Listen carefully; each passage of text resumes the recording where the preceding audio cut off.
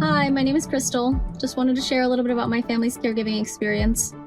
Like many families during the pandemic, we found ourselves in a situation, one that, you do the best you can with what you know, and that's where we were. And it was one that was difficult, but yet at the same time, when you have the privilege of growing up in a multi-generational home and you have parents and grandparents who have cared for you, it feels really good to have the opportunity to kind of pay it forward, and that's where we found ourselves. So we moved my grandmother and my uncle across country, and that in of itself has a lot of logistics and a stress to it.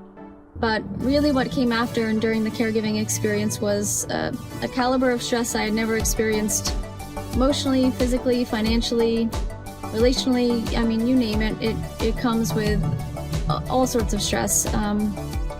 Something that I don't know necessarily is even fast to recover from. And I'd say that's where we're at now. So thinking about that experience, one of the things you have to consider is, what does it look like from insurance? You've got to start the process all over when you move people to a different state. You have to consider what assets they have, what sort of cash you can work with. And a lot of times there's a lag when you go through that process and you have to apply for things, you may not qualify, or it takes time, and health and wellness can't wait. And there's often times when you're sitting in limbo and you just need to make a decision, or you just need to buy something, or you just need to invest in whatever that may be, but oftentimes it comes out of your pocket, the caregiver. And there's an expense to moving people in with you. There's an expense to picking up additional when you think about goods for caregiving, when you think about what that looks like for impact to your job, when you have to kind of put hours back, or there's all sorts of variables. But in any case, the situation we found ourselves in, we had two people with two different conditions that were progressing at very different rates. And so we did our best to try to help them navigate, to do the best we could as caregivers, to even try to be there as loved ones. But in the end, there's always some caliber of stress, some caliber of grief.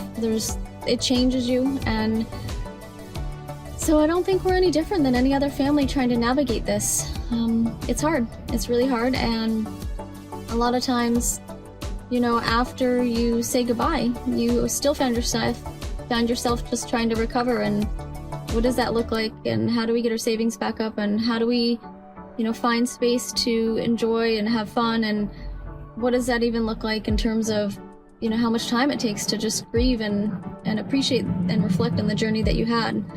But I think if there's one thing that's a constant, when people think about, there's pros and cons, some people can choose to see the joy in it, some people can get overwhelmed with the exhaustion. But if I had to do it all over again, I don't think I would change anything. I don't think the fast decision under pressure to move them in I would change. I don't think having the opportunity to be there through their last days of life I would change. I don't think the stress and everything that we learned I would change. There's hardship, and certainly there's recovery that comes with it, but I don't know. At the end of the day, I feel like being able to provide care for someone, especially someone that was there for you during such a critical time of life, it's one of the best gifts that you can have. So to all the caregivers out there that are kind of navigating, that are trying to, get through day by day, that are trying to figure out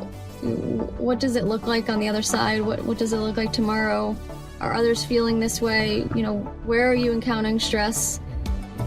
It's real. There's a lot of us, a lot of people that have gone through it, and a lot of people that are there to offer you support. And I certainly hope that our system changes, and I hope that the infrastructure and the value placed on caregivers takes a turn, because it's really important work, and without that community and that financial support and just infrastructure to hold us up,